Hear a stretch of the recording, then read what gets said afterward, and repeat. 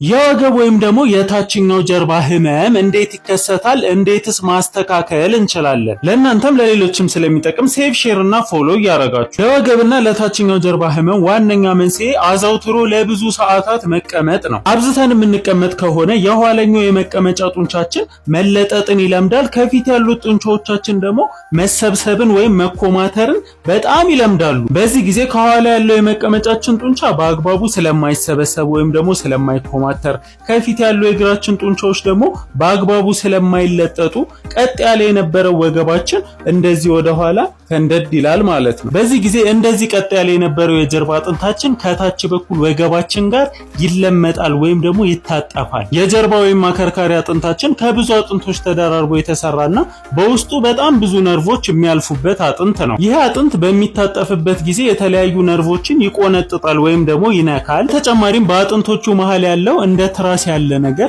እየተሸረሸረ እንዲመጣና አጥንቶቹ እርስ በርስ እየተፋጩ ህመም እንዲፈጥሩብን ያደርጋል። ስለዚህ ችግሩን በቋሚነት ለመፍታት ማድረግ ያለብን ነገር የመቀመጫችን ጡንቻ በአግባቡ እንዲሰበሰብ እንዲኮማተርና እንዲጠነክር ማድረግ፣ ፊተኛው እግራችን ላይ ያሉ ጡንቻዎች ደግሞ በአግባቡ እንዲለጠጡና እንዲጠነክሩ ማድረግ ነው። ያንን ለማድረግ ደግሞ የሚከተሉትን እንቅስቃሴዎች በየቤታችን መስራት እንችላለን። የመጀመሪያው እንቅስቃሴ ድመትና ላም የምንለው ሲሆን እንደዚህ መሬት ላይ ከተንበረከክን በኋላ ድመት ስትቆጣ እንደምትለው ከጀርባችን እንደዚህ ወደ ላይ ኩፍ በማለት ከዛ ደግሞ ወደ ታች በመውረድ ይሄንን ነው ማለት ነው ደጋግመን የምንሰራው። ይሄ እንቅስቃሴ የጀርባ አጥንታችን በደንብ ሪላክስ እንዲያደርግና ሰውነታችን እዛ አካባቢ በደንብ እንዲንቀሳቀስ ወይም ሞቢሊቲውን ለመጨመር ያግዘናል። ሚያው ቡ ሚያው።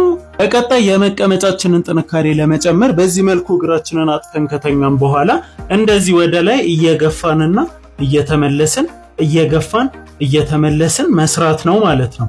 ይሄንን በምንሰራበት ጊዜ እላይ መቀመጫችንን ያዝ አድርገን ትንሽ መቆየት ይኖርብናል። ሌላው ደግሞ ግድግዳ አጠገብ እንደዚህ ከተንበረከክን በኋላ አንድ እግራችንን በመስቀል ከዛ ከፊት ለፊት ሰውነታችን ቀና ለማለት መሞከር ነው ማለት ነው።